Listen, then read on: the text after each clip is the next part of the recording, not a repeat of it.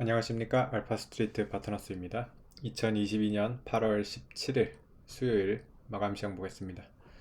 코스피 지수가 0.67% 빠져서 2516으로 마감을 했습니다. 코스닥 지수는 0.88% 빠졌습니다. 그 간밤에 미국 다우 같은 경우는 꽤 올랐습니다. 0.7%가 올랐고요. 나스닥은 좀 빠져가지고 0.19% 이렇게 빠졌는데 그래도 분위기는 좋거든요. 지금 다우도 34,000이라는 선을 넘어섰고요. 어, 그래서 오늘 증시를 좀 기대를 했었는데, 아침에 좀 오르다가 뭐 10시 넘어서 이제 빠지기 시작하더니만 이렇게 계속 쭉 빠졌습니다. 오늘 시장의 큰 이슈는 그 아무래도 현대차입니다.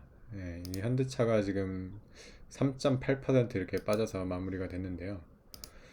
전체적으로 자동차 섹터가 다 약했죠. 보면 에너지 솔루션도 1.5% 빠졌고요.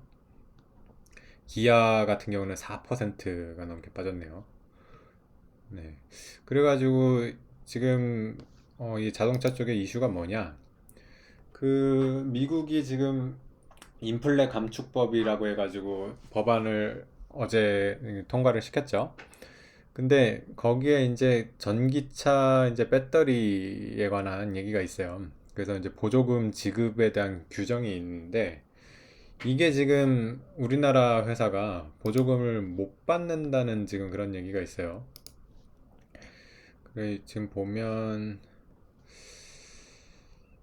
뉴스가 근데 여기에는 없네요. 지금 좀 뭐 뉴스가 이쪽에서는 네이버 쪽에서는 안 나오는데 어쨌든 지금 그런 현대차가 이제 한국산 전기차가 만약에 미국에서 보조금을 못 받게 되면 이게 타격이 크죠. 그래서 아직은 뭐 좀 정확한 내용은 잘 모르겠는데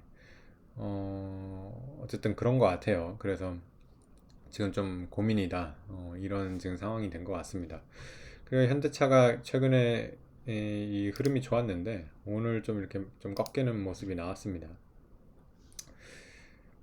참, 그 미국과의 이런 관계가 좋지가 않네요, 보면. 그 미국 입장에서도 뭐 자국을 우선시하는 거는 뭐 당연하겠지만은 참 한국산 전기차라. 결국에는 현대차 입장에서는 이제 미국에다가 공장을 세워가지고 이제 뭐 팔 수밖에 없는 거죠. 한국에서 생산해가지고 미국에다가 팔기는 상당히 어려워지는 겁니다.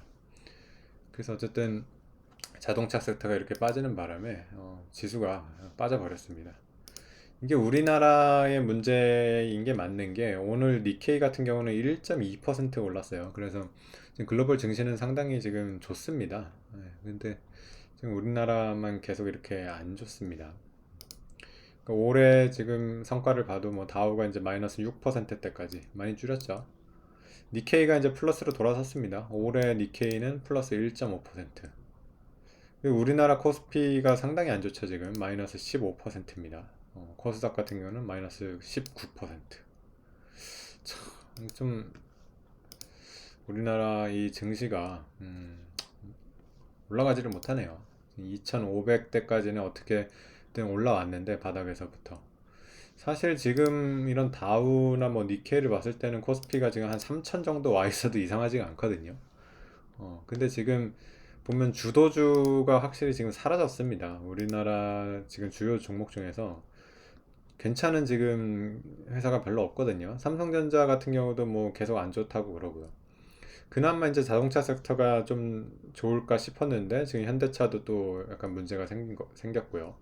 에너지 솔루션 같은 경우도 아무래도 영향을 받을 수밖에 없습니다. 뭐 에너지 솔루션도 미국에다 공장이 있고 그렇겠지만은 한국에서 이제 미국으로 수출하기는 좀 어려워지는 거니까 네, 그렇겠죠.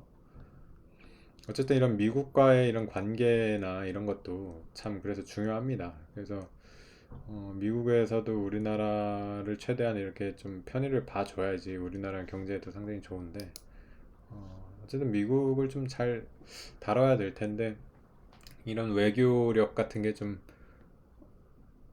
지금 시험대에 오른 것 같습니다. 네. 어, 오늘 그래도 수급 자체는 뭐 외국인이 500억 이렇게 사가지고 네. 그렇게 막 이런 지금 글로벌 뭐 시황 자체가 이렇게 안 좋은 건 아니거든요. 그래서 일단은 오늘 하루 이렇게 빠졌는데 현대차 입장에서도 나름 뭐 또 대책을 세우겠죠. 뭐 그래서 잘 뭐 이겨냈으면 좋겠습니다. 네, 다른 종목들 좀 보시면 SK이노베이션은 좀 올랐네요. 3%대 이렇게 올랐고요. S오일도 좀 올랐습니다. 1.9%.